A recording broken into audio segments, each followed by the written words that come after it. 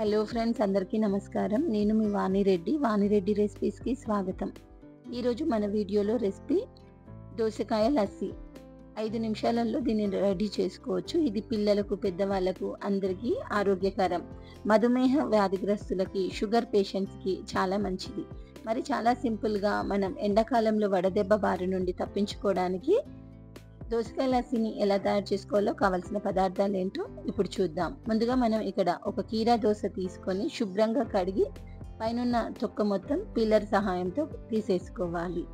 ఇప్పుడు మనం కట్ చేసుకున్న ముక్కల్ని మిక్సీ జార్లోకి వేసుకొని ఇందులో అరకప్పు చిక్కటి పెరుగును వేసుకోవాలి. నేను ఇక్కడ ప్యాకెట్ పెరుగు తీసుకున్నాను. మీరు ఇంట్లో పెరుగును వేసుకుంటే ఇంకా రుచిగా ఉంటుంది. ఇప్పుడు మెత్తగా మిక్సీ పట్టుకొని ఒక గిన్నెలోకి తీసుకోవాలి. ఇప్పుడు మనం అరకప్పు పెరుగు తీసుకుంటే అరకప్పు వాటర్ని పోసుకోవాలి. మీరు కావాలనుకుంటే, పల్చగా కావాలనుకుంటే ఇంకొంచెం వాటర్ని ఎక్కువగా యాడ్ చేసుకోవచ్చు. కొద్దిగా ఉప్పు, కొద్దిగా జీలకర్ర పొడి, సన్నగా తరిగిన కొత్తిమీర ఆకు, సన్నగా తరిగిన ఉల్లిపాయ ముక్కలు 1 టేబుల్ స్పూన్ వేసుకొని అంతా కలిసేటట్టు కలుపుకోవాలి. మీకు నచ్చితే దీంట్లో సన్నగా తరిగిన పచ్చిమిర్చి ముక్కలు కూడా వేసుకోవచ్చు. పిల్లలకైతే ఇలా పచ్చిమిర్చి వేయకుండా వేస్తే చాలా ఈజీగా తాగేస్తారు.